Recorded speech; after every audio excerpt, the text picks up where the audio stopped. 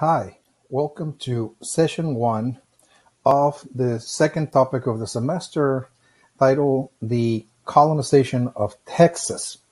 So we're starting a whole new topic. This is the second topic, as I mentioned, the second topic of the semester.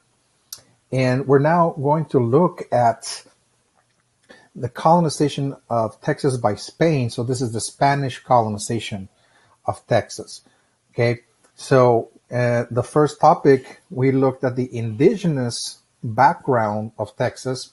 And of course, we cover a great deal of material dealing with indigenous peoples of the Americas, their developments and ideas, their worldviews, etc., including, of course, specifically the peoples of Texas, the several groups that settled and developed in different parts of the region. And that served as a basis, as a background for understanding one of the groups that actually came to participate in the construction of what today we call Texas. Of course, we're looking at the native peoples of Texas, and of course, there will be significant interaction, of course, between the natives and other cultures that are also going to come in and create Texas as well as we know it today. And this is precisely what we're going to be doing in this second session. This other group that is going to come into the region, interact with the Native American population in significant ways, and trying to pretty much create also an emergent society, an emergent culture in this region that will also be influenced by other cultures and other societies that will come much later. Of course, this second session is going to look at the Spanish presence and the Spaniards that will be arriving to Texas as early as the 1500s in the systems, again, a series of explorations, but that over time, by the 1600s, the latter part of the 1600s, we're going to see the Spaniards really now in a very serious way trying to build the very first settlements, the first towns, etc., across what today we call Texas, and of course initiate the process of what we call colonization. Okay, the colonization of Texas by the Spaniards. And again, this is going to be extremely important because the Spaniards also left a certain blueprint, left a certain legacy, a certain heritage that combined their own heritage with the Native American, of course, presence, the Native American cultural ideas and formations. And those are going to be later on also be mixed in a certain way with the cultures that will come after the Spaniards, of course, whether we're talking about the peoples of Mexico or later on, of course, the people coming from the United States, etc. So that's going to be, of course, be reviewed much, much later. But as of now, let us turn then our attention to the actual outline. Again, so now we're looking here at the actual outlines again that will become available, by the way, once we conclude this topic. So it is after we conclude each topic that the outlines that were presented during the 3 sessions or so for the topic will become available, again, in the way that they were actually shown in each one of the sessions, by the way. So we start with, again, this is the grand title, The Spanish Colonization of Texas. This is the second topic. And again, this is just a brief introduction to the main components of this topic that we're going to actually elaborate in depth, each one of them. The table of contents, again, we just start with the general overview of Spanish Texas. This is just a very quick overview, again, as what we refer to as Spanish Texas in very general terms. And then we're going to look at, again, this topic into 3 main parts. The first is going to look at the Iberian background of colonial Texas. What we mean about Iberian, as we'll see again, is looking at this Iberian Peninsula, what we today we call Spain, today, modern day Spain, that is to say. So we have to go back to Europe and pretty much look at the major stages of development, again, of the Iberian peoples, the ones that are going to shape Spanish society and culture in a way that will enable us to understand what kind of institutions, what kind of values, what kind of ideas they introduced to this part of the world. Again, we call again Texas, the Texas region. Okay, so we're going to be making connections as to, okay, this is, why the Spaniards, when they came, established this particular type of format and settlement and so on, the religion that they brought. We're going to understand very fully the Iberian background of colonial Texas. Then the second, we're going to look at the discovery, conquest, and exploration of this region. So the discovery of America will be looked at, and very briefly, we're going to look at the conquest of the Aztecs of central Mexico, which was, again, the first empire that the Spaniards stumble upon, if you will, as they discover America, and of course engage in a process of conflict, eventually of conquest. In some of the lessons we can learn from that will aid us perhaps to look at, the clashes, again, between the Spaniards and perhaps other Europeans with the indigenous peoples, and also exploration, particularly of Texas. So we're not going to be looking at all over America. We're just looking at exploration into this part of North America we call Texas today. And of course, at the very end, we're going to look at Spanish colonization of Texas itself. This is the last part in that we're going to look at why exactly the Spaniards became extremely interested in establishing settlements in this part of their colonies, and what kind of settlements they established, and looking at the development of the societies that are beginning to take form and shape after the late 1600s and into the 1700s. And our story is going to stop pretty much just before the process of independence, again, the independence revolution, but whereby the colonists, the Spanish colonists living in this part of the Spanish Empire, what we call, again, the American Southwest, Central Mexico, and beyond, again, looking at the Spanish colonies to the south, are going to now declare independence from Spain. So this is not something we're going to see in this topic. We're going to actually look at that, of course, in the third topic. Okay, so this is the table of contents, and in the ideal world, each session is going to look at one of each of those three main components.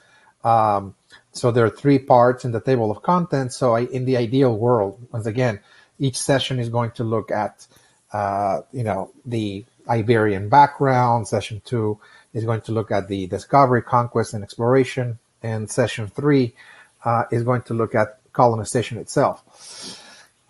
So at any rate, so let's look at the general overview of Spanish Texas. So again, just to have just again, a big picture kind of a view of what we mean about Spanish Texas. And of course, when we talk about Spanish Texas, we have to understand that Texas was part of a larger colonial territory.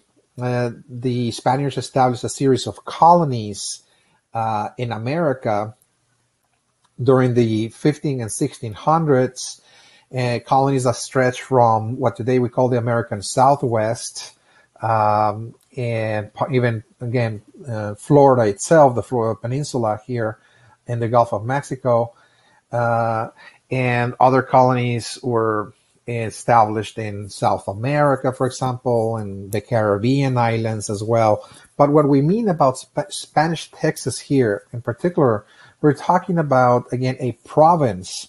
Spanish Texas was actually a province of a larger colonial territory, a colony that the Spanish established very early on in the 1500s, otherwise known as New Spain. Okay, New Spain, the Viceroyalty of New Spain, it was called. It was one of the four. In total, there were four large colonies that they established, and each one of those colonies was administered by a vice king. So he was like a little monarch that was the representation, the representative of the King of Spain. Okay. And so we see the formation also of little monarchies, if you will, and each one in control of those large colonial entities. Okay. The one located to the very north was the Viceroyalty of New Spain. Again, this is the northernmost colony that the Spaniards established, and it was a vast territorial domain. Okay, so this colony encompassed, as I said, parts of what today is the American Southwest, from California to present day Arizona, New Mexico, Colorado, Texas, and in the 1500s, it even included, of course, the southernmost portion of the Gulf of Mexico's coastlines in North America, from Louisiana, Alabama, Mississippi, all the way to Florida. Of course, over time, the Spanish are going to be losing some of those possessions, of course, something that we're going to see much, much later. But again, it included also what today we call the country of Mexico, the Viceroyalty of New Spain, and also the country today we call Guatemala. Okay, so even Guatemala was part of the Viceroyalty of New Spain. And Mexico and the American Southwest all together. So it was a vast, a colonial domain governed by a vice king, by the way. And over time, of course, the Spaniards are going to subdivide New Spain, the Viceroyalty of New Spain, into provinces. They're going to break it into different, territories, if you will, each governed by a governor who was, in many cases, appointed by the King of Spain. By the way, those were appointments made in Spain directly in many cases during this time. So this was, again, Texas was part of that entity. When we talk about Spanish Texas, it was part of a larger political entity. So we scrolled, in this overview, it is also extremely important to note that, as I mentioned just a moment ago, the Spanish are not going to be alone in North America. There will be other European powers that are going to explore and colonize parts of North America, and in that process, they're going to pretty much claim territories that were previously claimed by Spain and seize those territories and integrate them into their own colonial systems. For example, France. France is going to be a neighbor to the north of Spanish Texas. The Spaniards arrive in the 1540s in eastern Canada, and over time extend their territorial domain through a system of Indian alliances, in this case, all the way to what today is the midsection, the Great Plains, the midsection of present-day United States, all the way to the Gulf of Mexico. And in this process, again, absorbing certain territories here in the coastline section I just mentioned, that the Spaniards had actually claimed initially in the 1500s, but by the 1600s, those possessions become claimed by the French. present-day Louisiana, the building of New Orleans. So New Orleans, again, was part of that process. And again, this, as I will see, this is pretty much accelerated the process of colonizations. Spain was moved to create settlements, forts, and towns and enterprises and their northern frontier here in Texas, precisely because of the French presence. As the French were arriving and claiming territories, this is going to move the Spaniards to pretty much settle the region and colonize it. Something we're going to actually look at quite closely. And of course, the British also in the 1600s are also going to arrive and establish a series of colonies, the 13 colonies in the eastern seaboard of North America. And they're going to also be neighbors with the Spanish colony of Florida to the south.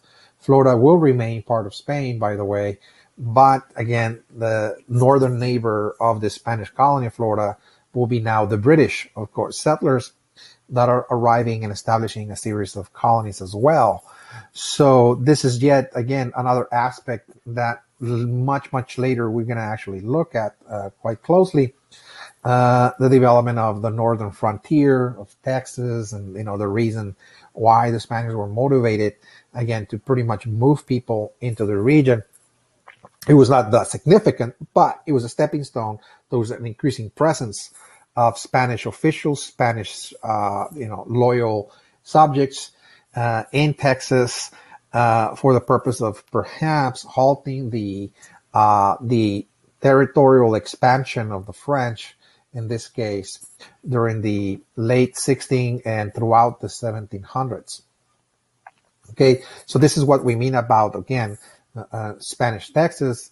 Again, quick, pretty much overview of what we mean. And of course, when we talk about the actual, development of colonial settlements by the Spaniards during this process that I just mentioned, we're going to look at if you just look at the present day political territory of Texas, the Spaniards were able in the late 1600s and throughout the 1700s establish over 30 settlements.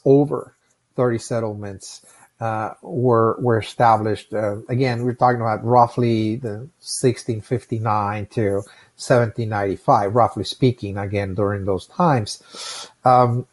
In that they're going to be moving people, they're going to be moving, again, religious missionaries to establish things like missions, to moving, the presence of Spanish troops and forts, the building of forts.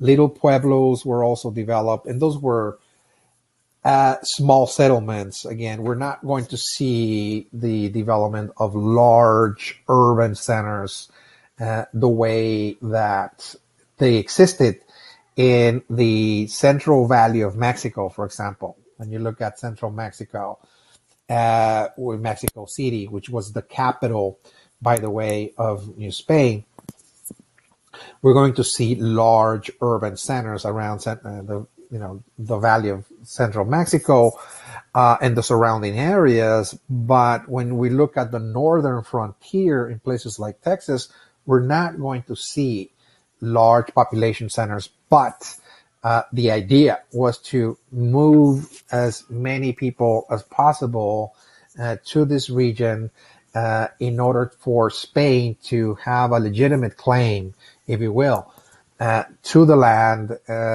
given the fact that they were, of course, subjects that claimed loyalty and allegiance to the Spanish crown, to the Spanish king, and that they were tied to Central Mexico, to the vice king, if you will. So therefore, making entitlements, if you will, to the territory that was barely being developed, by the way, during those times.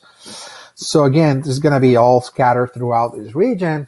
This is something that we're going to actually look at closely, and what kind of formations, what kind of social formations, what kind of societies, again, developed during this time, the kind of institutions that were established during these times, the interaction between the Spaniards and the native populations We're going to look at, the kind of interactions between those two groups, and also the economic activities. In other words, how did the populations of those centers sustain themselves economically? What kind of economic activity they carried out in order to sustain their families, to sustain their communities, to sustain those pueblos, those towns as well. Okay, so this is just a general overview of Spanish Texas, so you at least have a big picture of what we're going to be looking at in this particular topic, and that we're going to cover in about 3 sessions. It's a general overview, by the way.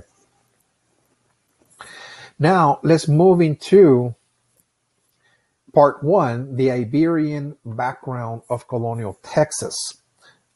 It's extremely important to first turn our attention to Spain itself, because if we're going to be looking at colonization, the presence of the Spaniards arriving to this region and creating, the towns, the forts, the missions, and cattle ranches, etc., in this region, we have to know what kind of world the Spaniards inhabited back in Europe, in Spain, which they are going to, in many cases, carry with them the ideas, the values, the beliefs, the traditions of that world, and transplant many of them into Texas. Okay, so they're not necessarily going to recreate Spain exactly as Spain existed, during those centuries. Not exactly alike, because again, there's going to be significant change taking place in the process of them, the Spaniards, that is, moving into the Americas, encountering a new world, exploring it, and they're beginning to change, of course, the way they see the world, and this process, in this transition of moving, of course, with them. But they're also going to be moving with them a lot of these emotions, a lot of the ideas about how people should live, how people should be governed, what kind of laws are important for people, what is the religion that people need to practice, their faith, etc. So they're still going to be moving a lot of their own cultural ideas with them, and they're going to try to recreate them in this part of the world, wherever they're going. Of course, in this case, Texas, they're trying to recreate those ideas as they knew the world back in Spain. Okay, they're going to recreate the society, the traditions, the religion, even their economic activities are going to be, in many cases, similar to the ones they carried out back in Spain. So the Iberian background of colonial Texas. Again, when we talk about Iberia, we're talking about the Iberian Peninsula, which is Spain itself. So this particular part 1, is going to look at Spanish history. Okay. The second part, again, is going to now be moving to America, of course, and the third into Texas itself. But here is where we gain insights about what kind of culture and society the Spaniards brought to Texas. And in order to do that, we need to know where the Spaniards were coming from, understanding their own history, their own background, their own development. Because Spanish culture and society that came with the Spaniards, the Spaniards brought, was not something that had just been created around the years or decades or even centuries, where, when the Spaniards were living out during those times. This, again, is a society and a culture that had developed over literally centuries and perhaps even thousands of years, worth of experience with the natural environment, experience with migrations that were coming into Spain, etc. We're going to look at that, of course, very closely, how Spanish culture and society was shaped over the course of centuries and perhaps even thousands of years. So for that purpose, I have outlined important moments, if you will, of Spanish history that are going to shape the way people live, the way people came together to create a society, and the kind of ideas that were important to them. In other words, the culture. So there are very key moments in history that we have to just be very acquainted that is going to shape, of course, Spanish culture and society. Okay, so we start with number one, looking at the Iberian Peninsula in pre-Roman times. That means that the Romans are going to be moving eventually into Spain, and Spain will become part of the Roman Empire after the Common Era, or after the Christian era, just in the centuries after Christ. But when we look at pre-Roman, is that we're looking at the times before Rome, even before Christ, okay, in the very ancient world, okay, the ancient peoples of Spain. And this is going to allow us to understand the population makeup. In other words, when we talk about Spaniards arriving to Texas or arriving to Mexico, they were all coming from many different ethnic backgrounds. Okay, Spain itself was extremely diverse, ethnically speaking, extremely diverse. Okay, because when you look at the ancient peoples of Spain, we find that before the Romans colonized Spain, there were different groups that lived in different parts of the peninsula, of the Iberian Peninsula. Okay, there were a multiplicity of them, and each one of those groups lived specifically in certain geographical locations. For example, we got the Celts. The Celts lived in this region that you find here in blue. They had a particular, ethnic background that goes back literally thousands and thousands of years back in time in Europe. The Celts are believed to be really one of the most ancestral peoples of Europe that we can trace off. Okay, one of the most ancestral peoples again. So the Celts are really the kind of group that even preceded all the other ethnicities that now occupy Europe, by the way, the most ancient. And part of them inhabited the central region, including the coastal area in the Atlantic Ocean, in the western coast. All of this was inhabited by different groups that share a common root, a common ethnic root, if you will, going back to the ancient Celts, by the way, who were also connected to the founders, of course, of Ireland as well. You know, the peoples of Ireland were also created by, the forerunners, of course, the Celts. So again, this is one group. The other ones are the Basques, as they were called, and those again are people that inhabited the upper portion, the northern region of Spain, or the Iberian Peninsula. The Basques to the north, and they were also subdivided into different, again, subgroupings, if you will, but they all share a common root.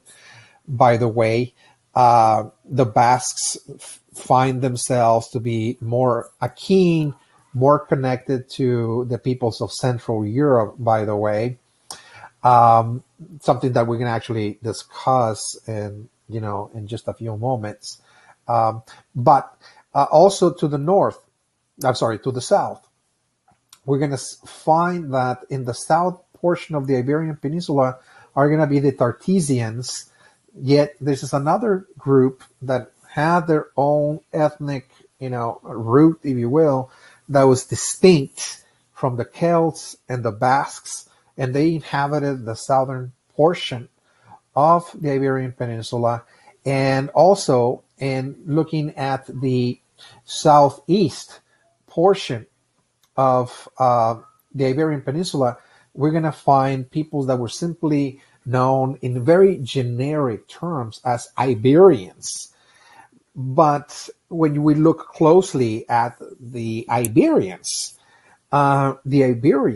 actually are peoples that migrated into the Iberian Peninsula from Eastern Europe and parts of the Middle East, by the way. There was, of course, significant trade taking place in the Mediterranean Sea between the different groups, of course, that inhabited the South European peoples that are in the Mediterranean basin, if you will. And through this trade that connected virtually all of the societies, all of the groups of the Mediterranean basin, we're going to see that merchants coming from the Greek cities, the ancient Greek cities that go back centuries and centuries before the birth of Christ, are going to be conducting trade, and through their networks, they're going to be moving into, again, this part of Spain, and they're going to settle in many cases. They're going to locate here, and they're going to pretty much, be absorbed and accommodate to this part of Europe, and they're simply going to become now known as Iberians. There's also the Phoenicians, also coming from the Middle East, that are also merchants, traders, and they're also going to bring goods, and in many cases locate in this part of Spain.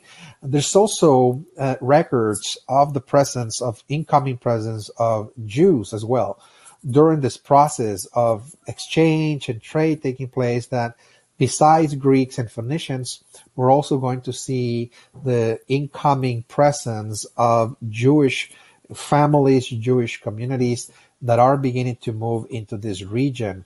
And they're also going to, in many cases, retain their own ethnic characteristics and ethnic identities, and they're going to preserve, of course, their way of life, their religious ideas in this part of Spain. Nonetheless, there's going to be, of course, a distinction between those Jewish communities and the so-called Iberians, many of whom share Greek and Phoenician backgrounds, by the way. So what this tells us is that when we talk about Spain, Spain is very diverse, and we see that in the ancient world. There's many different groupings, many different ethnicities, if you will, many of whom are actually migrating from places like Eastern Europe or even the Middle East. And they're, like, for example, the Jewish population, the Greeks, the Phoenicians, and so on. And they're going to become part of the makeup of this diverse kind of society that, of course, the Spaniards were coming from. So this is important because when the Spaniards arrive to America and are in the process of exploring and colonizing it, they were already very much accustomed to live in multi-ethnic, multicultural societies like their own. Okay, so they're not coming from a homogeneous society in which the rest of the population, for example, of Spain, the vast majority share a common background, common language, common traditions, common origins, but rather they're coming from a country, if you will, that was diverse ever since its origins, okay, going back to the ancient world, okay? So first and foremost, this is key to understanding the development of the Spanish culture and society.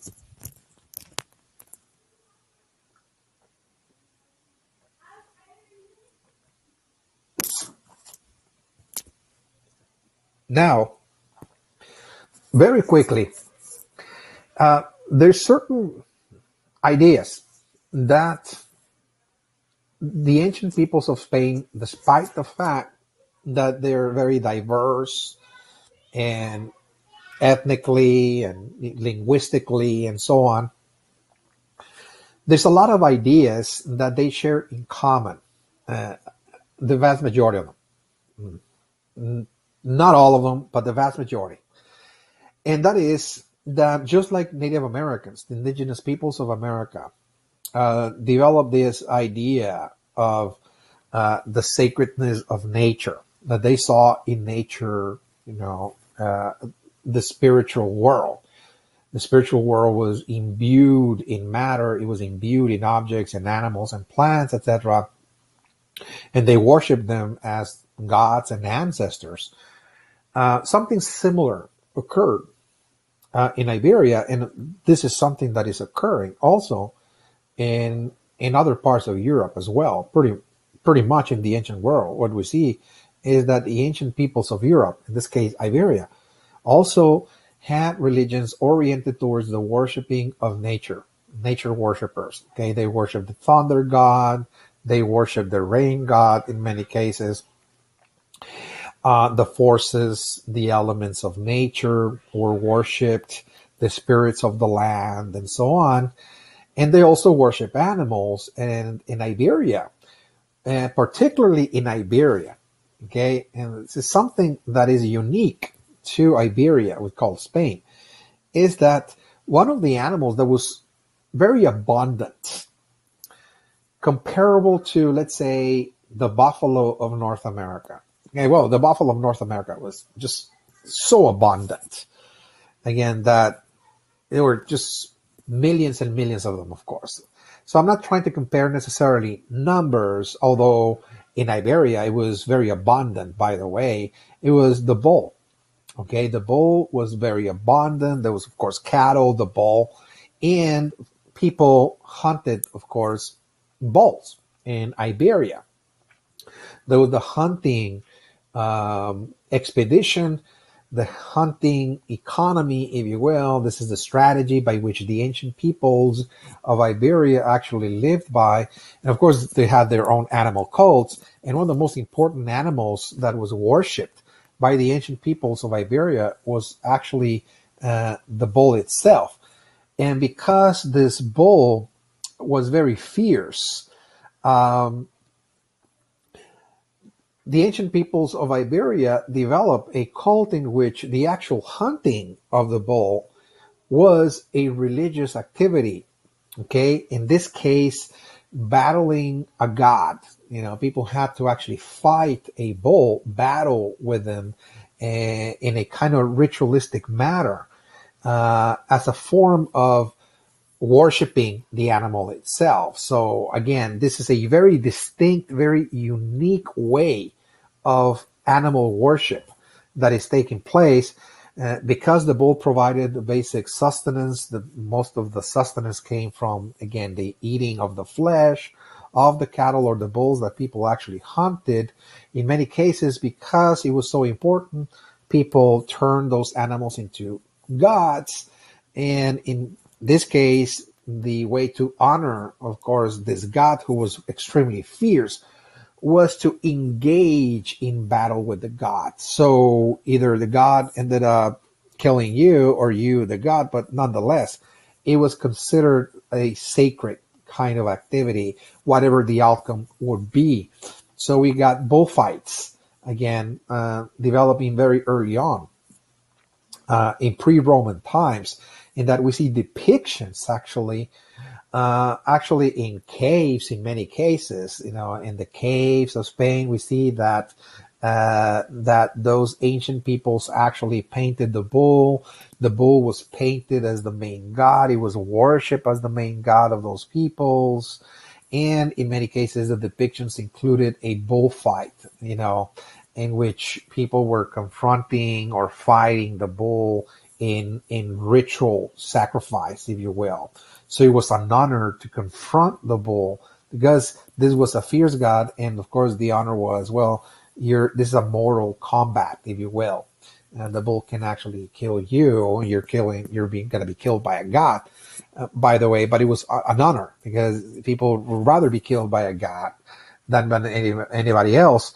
But being able to actually defeat the god was also very honorable, and will prove the courage, if you will, the courage, the bravery, if you will, of the warrior or the hunter, and will elevate, of course, that hunter, that warrior, to a privileged status among the groups, of course. So this is going to be very important because over time, the ancient peoples of Spain are going to provide a cultural element to the Spanish peoples that are going to now later on, of course, develop, their own towns, their own societies, and that is the spectacle itself of the bullfight. This ritual activity, this religious ritual that was carried out during the hunting rite, during the hunting expedition, is going to be now transformed into a public spectacle in which, again, people are going to be invited to witness the battle, again, between the bullfighter and the bull. It's a mortal combat, by the way. You can, probably already very aware that in many cases, in present day, this activity is being, of course, abolished more and more in many, many countries around the world. But if you have witnessed documentaries or scenes in the past of those bullfights, you already know, perhaps, that in many cases the bullfighter doesn't survive the fight. In many cases, doesn't survive the fight. It was expected, by the way. And those were blood rituals, if you will, that were connected again to this ancestral past that was passed on, of course, to the future generations that came later, of course. So this is very important because, bullfight, the sport itself, the coliseums, the arenas are going to be part of the social and cultural institutions that the Spaniards are going to transplant in the New World, in places like New Spain. And this is going to, of course, bring with it the institution of cattle ranching as well, because cattle ranching was essential.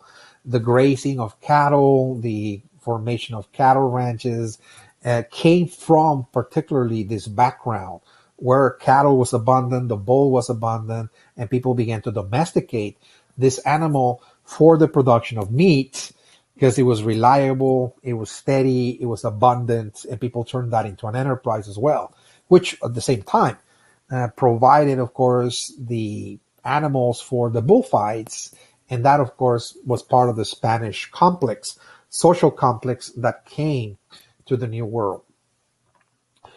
All right, so now this is very important. The ancient peoples of Iberia, okay? This is one of the fundamental factors in the shaping of Spain as we know it, okay? It is very diverse. Ethnically, it was very diverse. Linguistically, and of course, we had the nature worship and the animal, cults center on the worshiping of the bull and the bullfights. All right, so now the second fundamental factor that shaped Spanish society and culture is the legacy of the Roman Empire itself. Okay, because around 67 before the contemporary era, what we call the Christian era before Christ, that is to say, what we see is that Rome, the city of Rome, is in a process of expansion.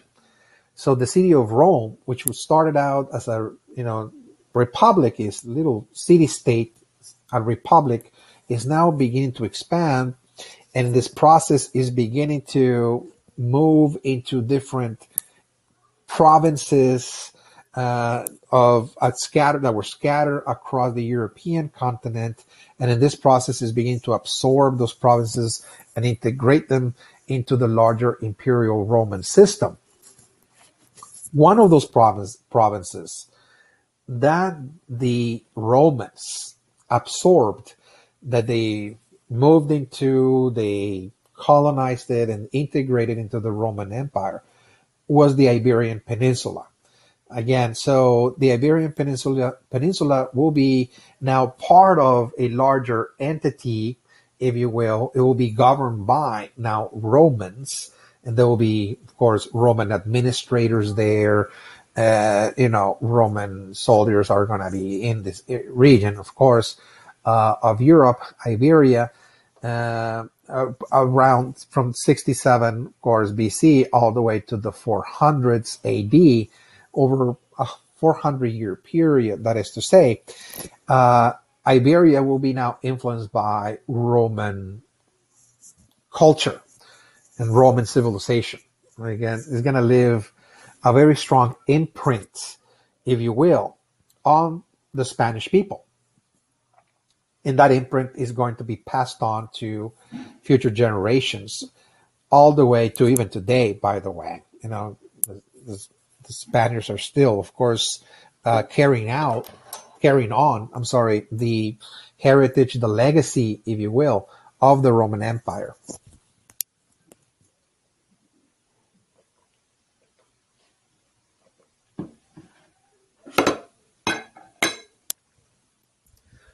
All right, so during this time, the Iberian Peninsula will be known by the Spaniards, referred as Hispania. Okay, Hispania. Under Roman rule, the Iberian Peninsula was generally referred as by the Roman colonial administrators as Hispania. This is where we get the name Spain from. Or when we generically, refer to peoples of Spanish ancestry and descent as Hispanic. Again, this comes from this, Roman legacy, if you will, that Spain was upon a time was referred as Hispania. And of course, the Romans subdivided Iberia into different colonial provinces, each governed by a different regent and administrator, and so on and so forth.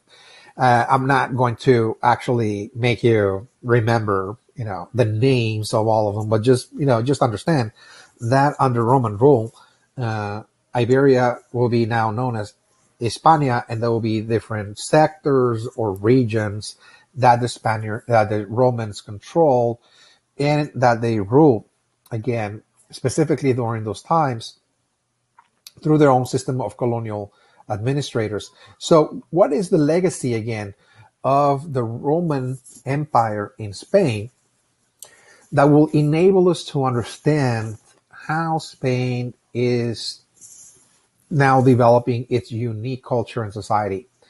Again, there's specific features, specific characteristics that the Romans are going to influence on the peoples of Iberia.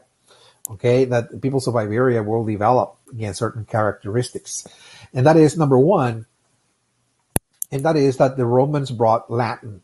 That was the official language of the Roman Empire, of the Romans. It was Latin, and the introduction of Latin into Iberia, now Hispania, is going to mix with the local languages that were spoken in the peninsula, and there's going to be variations, a mixture of Latin with the Iberian dialects, the Iberian languages.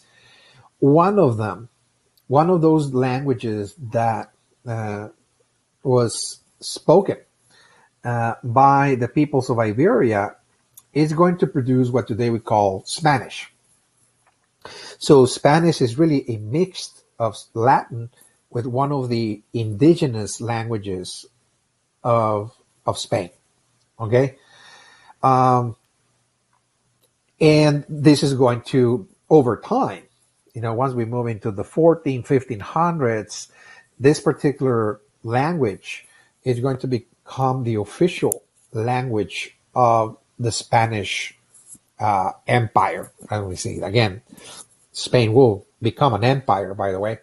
is going to become unified and governed by a single monarch, if you will. But the language that was adopted would be the language of the land, again, the language of Spain, of the unified nation of Spain, will be Spanish, by the way. And of course, there's a lot of words, terms, etc., of the Spanish language that are pretty much Latin, as the Latin language existed. Of course, we can see a lot of Latin words in the Spanish language. Also, Roman law and political traditions. The Romans introduced their own systems of laws to create stability, to create order in those provinces that they governed, and organize the societies in a way that they were governed by a monarchy. So the introduction of monarchy was a legacy of the Roman presence, of the Roman presence in Iberia, that is to say, Roman rule.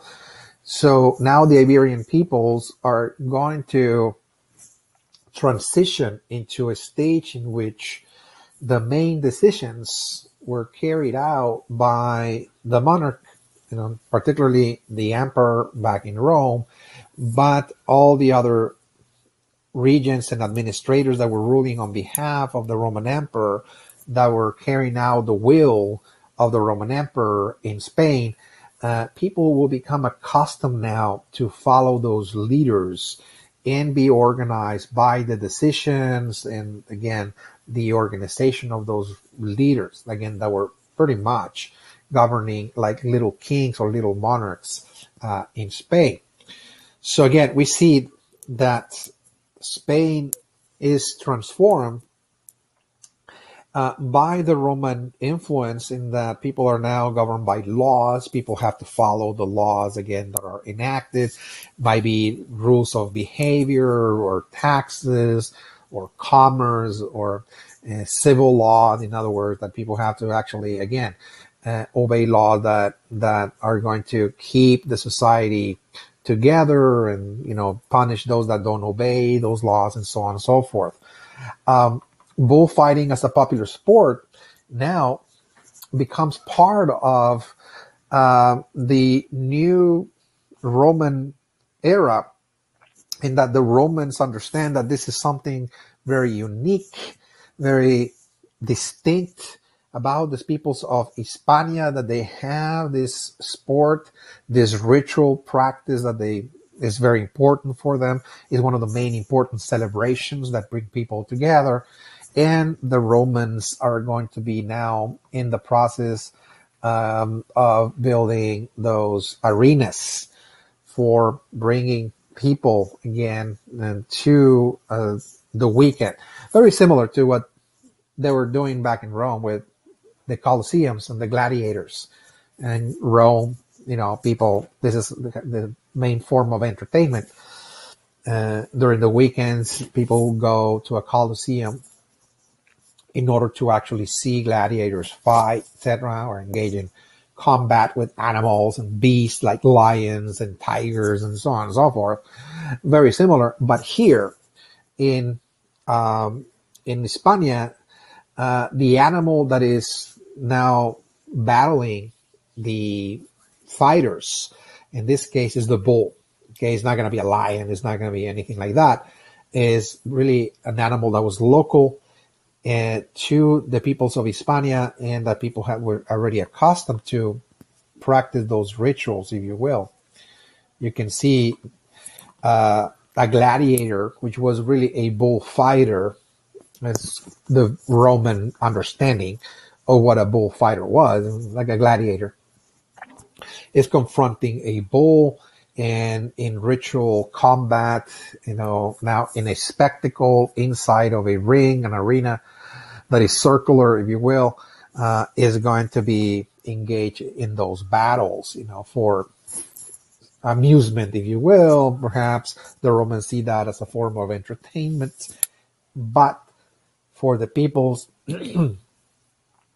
of Hispania, this was deeply meaningful in a religious sense.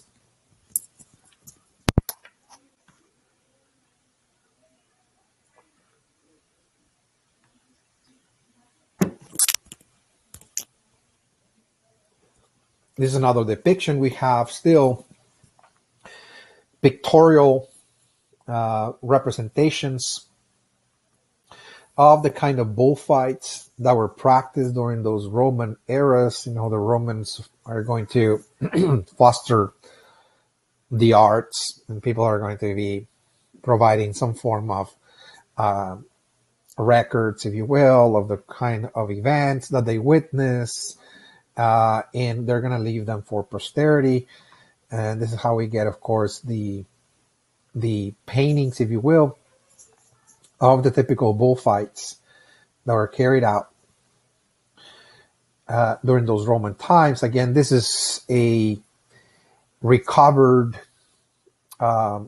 arena, if you will, a small Colosseum, as the Romans referred as, where those bullfights were carried out.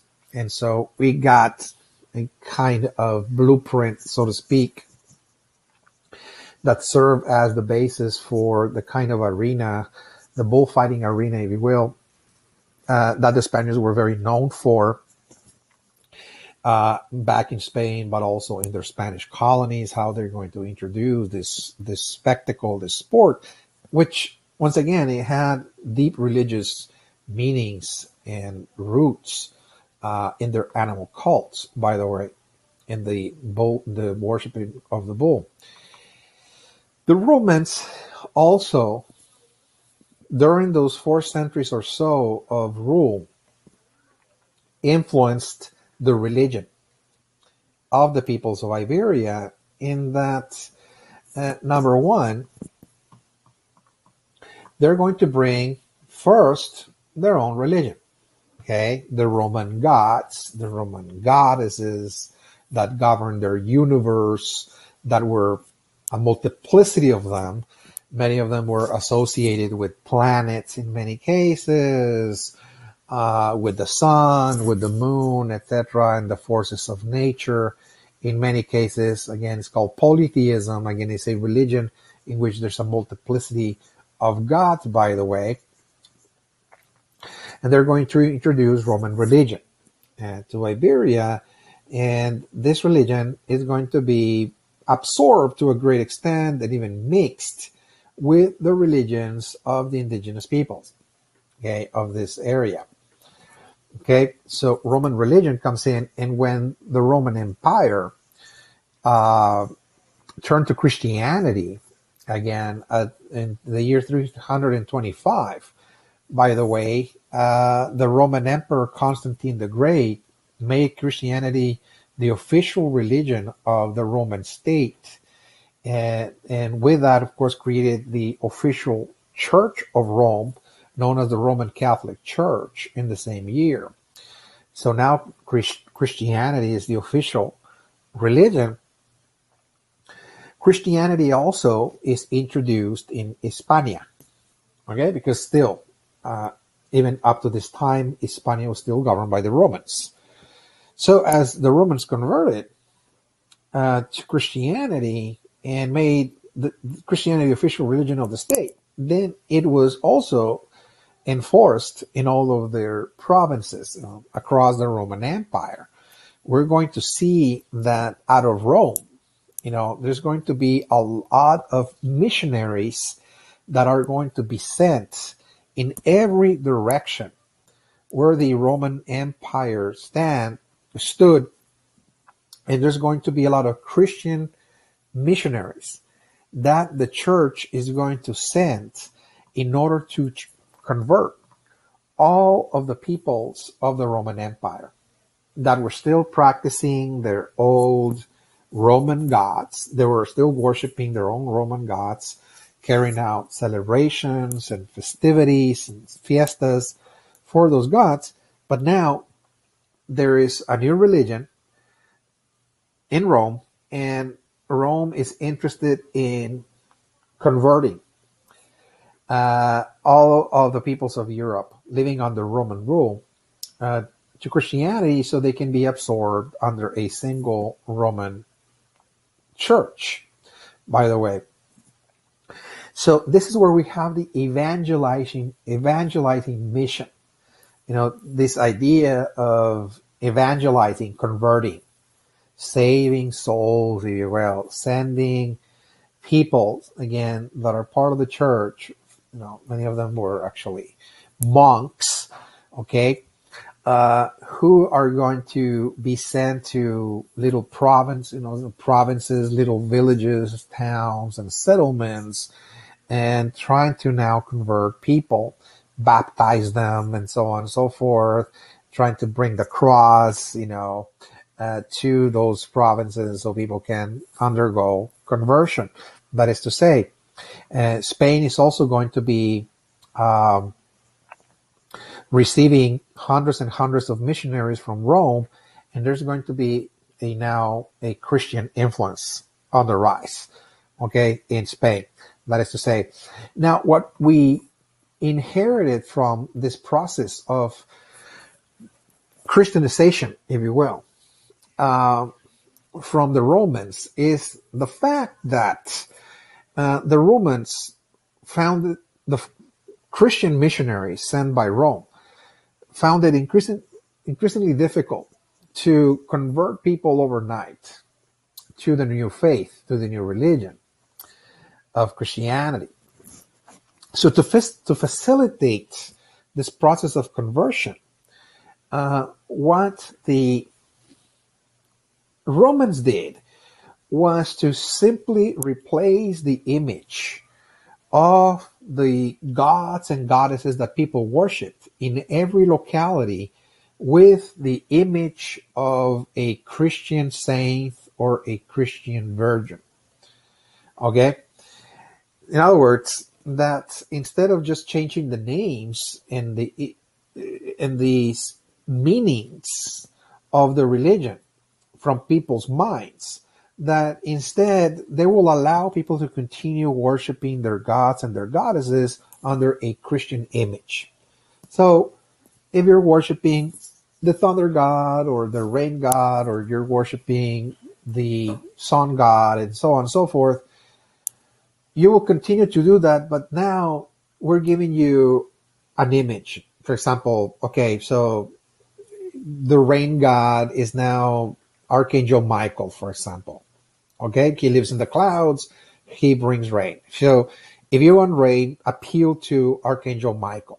Okay, if you worship the goddess, the moon goddess, oh, I'm going to give you a virgin. Okay, here it is, a female, of course, figure, a virgin, who might be the Virgin Mary, okay, in this case. And she is just like the moon goddess, okay? So you want healing, you want fertility, you want protection, etc.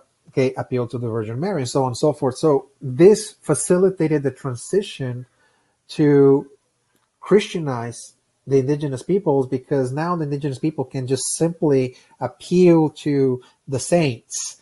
In other words, the Christian saints, if you will, for the same things that they appeal their ancient gods and goddesses, and they can continue the same celebrations in the same days of the month again. And so everything stays just a new image. This became known as the cult of the saints. The cult of the saints. And why this is important is because this is the same method that the Spaniards are going to use to convert the indigenous peoples of America. So when we're talking about Texas, for example, there's going to be the same evangelizing mission that before you settle an area, before you bring towns and so on and so forth, you form the pueblos, you send first the missionaries and try to convert the natives to Christianity in the same process, and use the saints, use the virgins, if you will, for the process of conversion. That is to say, so it became a methodology, a method by which you move into an area, you settle it, but before you do that, you convert people again to Christianity before you actually colonize it. So this is going to be very, very useful for understanding the colonization of Texas as to why there were so many missions.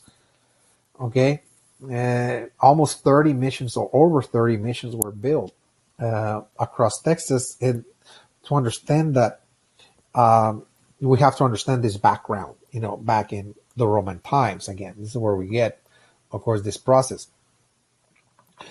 We got, of course, Jewish immigration to Spain. Also, from the Roman legacy, is that the Romans also are going to bring more and more people that were coming from Rome itself, but also peoples that were coming from their easternmost provinces in the Middle East. So the Romans stretched their empire all the way to the Middle East, present-day Palestine, for example.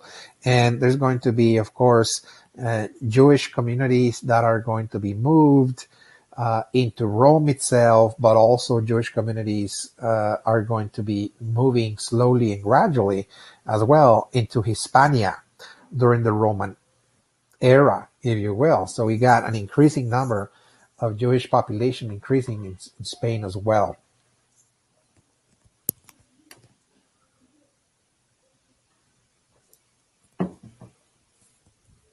Now, the third, very important, the third fundamental factor that shaped the development of Spanish culture and society is the rise of feudalism around the 400s AD. Okay, so this is very important because when the Spaniards arrived to the New World and began to settle it and colonize it, we have to understand that many of the societies that they established, if not all of the societies that they established in the New World, were established under a system known as feudalism.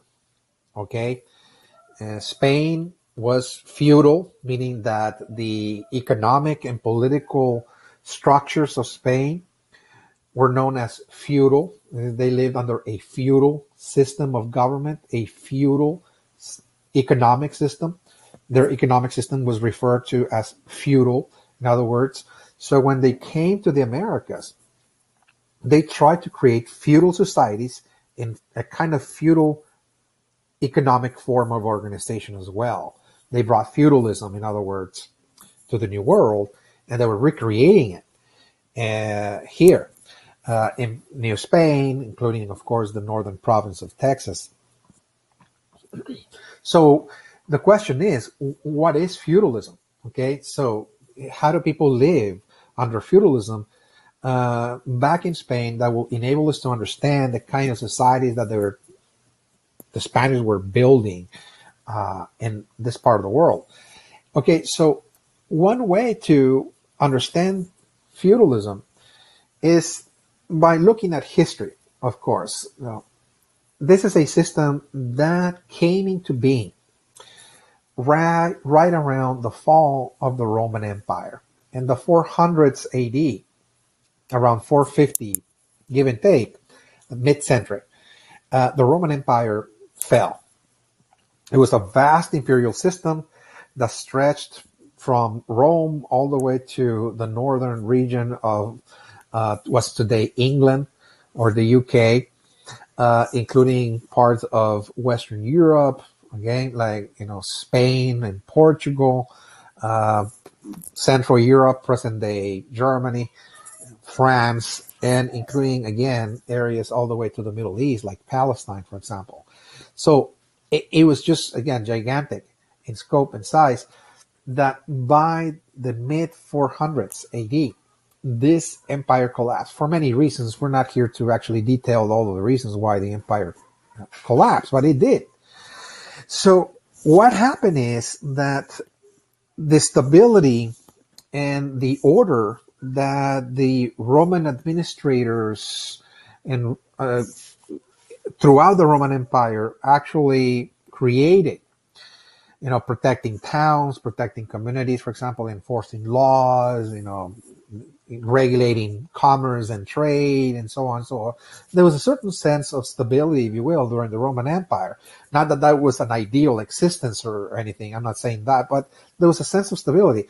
That sense of stability, if you will, comes to an end because as the Roman administrators lose their positions of authority and the Roman Empire disintegrates, many Roman provinces and Roman communities became open for raidings by barbaric tribes. In many cases, there were a lot of barbaric peoples, again, that were not very civilized, if you will. Many of them were hunters and gatherers and so on. And when they saw that the Roman Empire, fell and collapsed, and a lot of communities, a lot of cities, a lot of towns, settlements were no longer protected by the Roman soldiers. And it was lawlessness, if you will. Well, many of those hunters and gatherers, barbaric tribes that were known, began to raid communities. They began to raid cities and stealing, of course, things like animals and farm animals, stealing crops and so on and so forth. And it was, of course, lawlessness, if you will. So this process occurred also in Hispania, or the Iberian Peninsula. The Iberian Peninsula is now going to be very vulnerable and open for a series of invasions by a group of people known as the Visigoths. The Visigoths were people that were tribal groups, if you will, coming from what today is called Germany, parts of Germany that had not yet been fully civilized, if you will, by the Romans, and they're beginning to raid places like Rome, and they're beginning to raid places like the Iberian Peninsula. The Visigoths now are on the move, if you will, starting in 411 AD. They're now on the move, and they're beginning to move into many locations across Europe. And in this case, it is Spain that begins to receive, of course, a great many of those invasions. Again, this started this process in the 5th century. You can see that they're beginning to raid, of course, the former Spanish provinces, and in many cases, they're beginning to take over the leadership positions of those provinces, by the way. Many cases, they replaced the Roman administrators, the Roman regents, the rulers, if you will, and began to pretty much now initiate a new phase, if you will, inside of Spain. So this is where feudalism actually comes from, and that is that during this time, people felt extremely vulnerable and they wanted protection, if you will. Okay? They wanted protection. Many people, what they did was that as the Roman Empire was falling and as those Visigoths were invading, in many cases, people made deals. Okay? This is where feudalism actually comes from.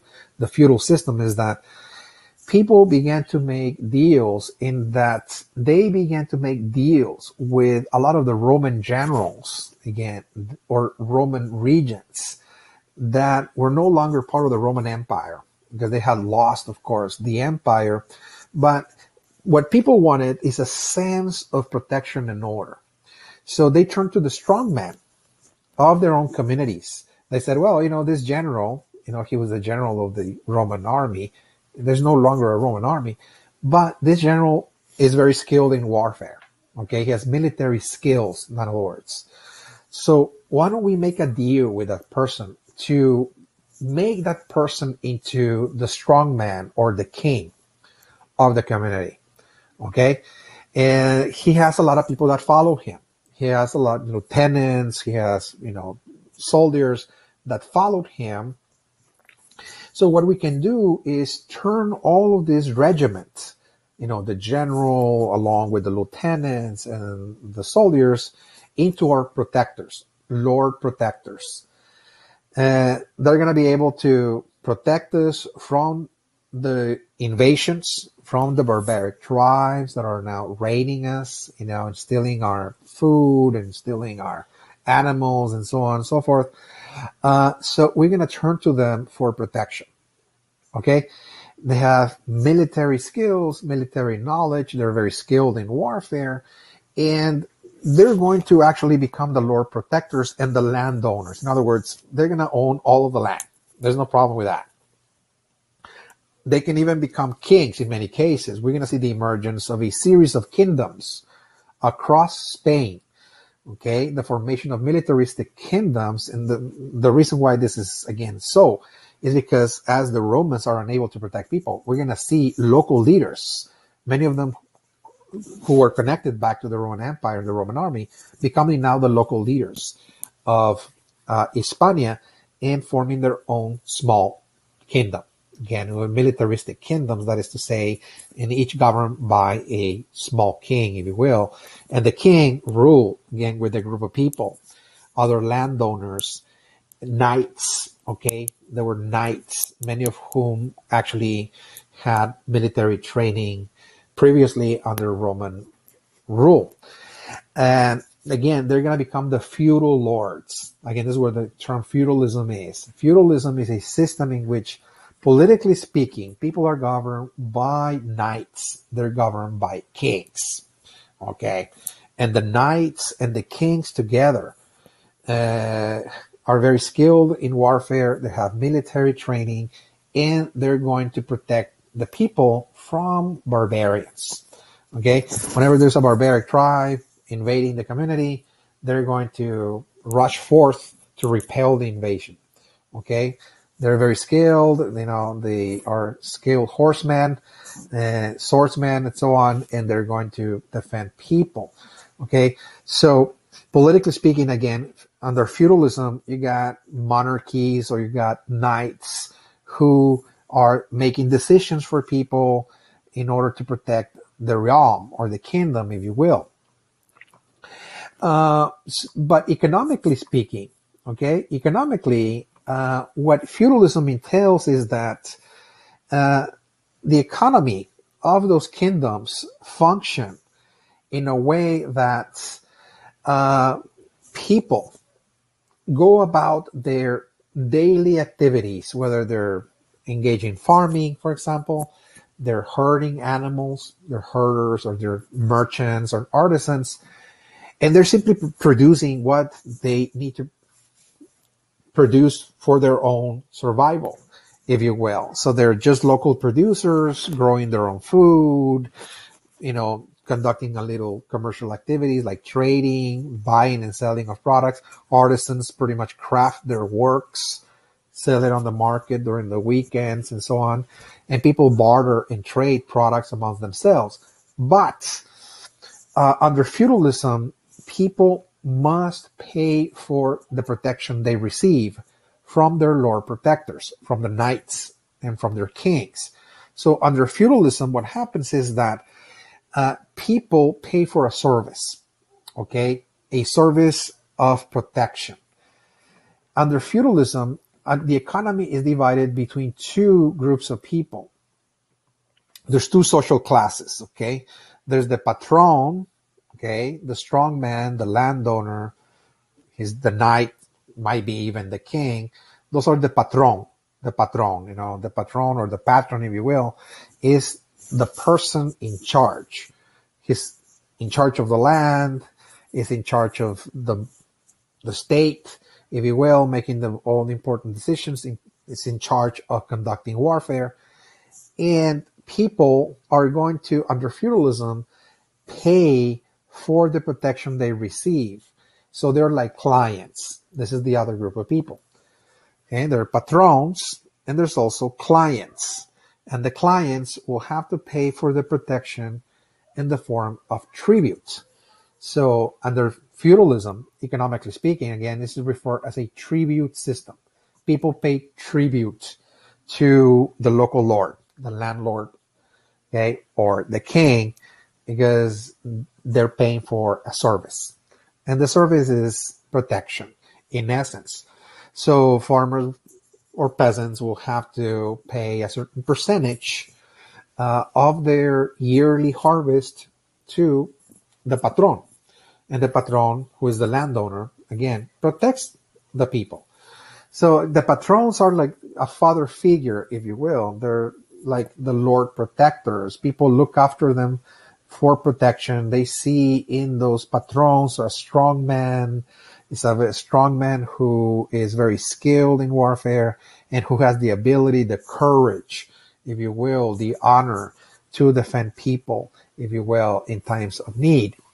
And people will simply pay a tribute for that service. They're like clients again. So again, this is in very general terms.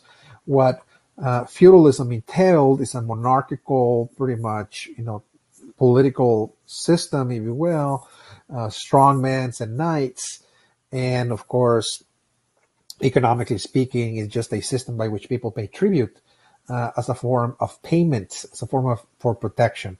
That is to say, so there was going to be a series of kingdoms now, all scattered across the Iberian Peninsula after the fall of the Roman Empire as a result of those Visigoth invasions, if you will.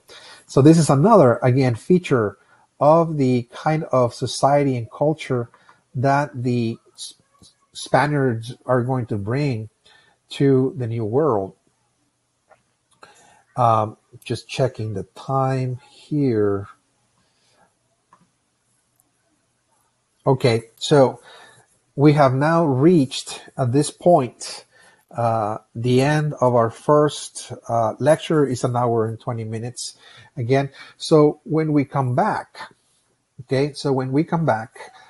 in session 2, we're going to just briefly talk about, another, very important influence, which is another invasion, the Arab invasion of Spain, 7 centuries of occupation by the Arabs, who brought, of course, Islam, of course, to Spain. So this also is going to have a profound effect in the way Spanish culture and society developed, because when Columbus discovered America in 1492, the Spaniards had just freed themselves from the Turks or the Arabs who had occupied Spain for 7 centuries. So when they came to America, those 7 centuries of occupation and resistance against the Arabs, who governed and pretty much ruled Spain for about 7 centuries, that left a very strong imprint in the psyche of the Spanish, that when they're going to come to the Americas and establish their colonies, they're going to be very much influenced by that experience. This is something that we're going to actually look at very closely when we come back in session 2, and then we're going to be moving into the actual discovery, conquest, and exploration of Texas. But we're just looking at, again, how Iberian experience, the historical experience, is going to influence the development, again, of Spanish Texas. What Spaniards were experiencing in the past is going to carry a very strong influence, is going to impact, of course, how the Spaniards are going to look at America, how they're going to be looking at the process of forming their own Spanish societies. And that influence is coming from a historical experience. So far, we have, of course, looked at about 4 of those. But again, when we come back in session 2, we're simply going to look at a couple of more factors and then move immediately into the discovery, conquest, and of course, the exploration of Texas. Okay. This is, again, all for session 1, and we'll see then for session 2 in a few days. All right. Goodbye.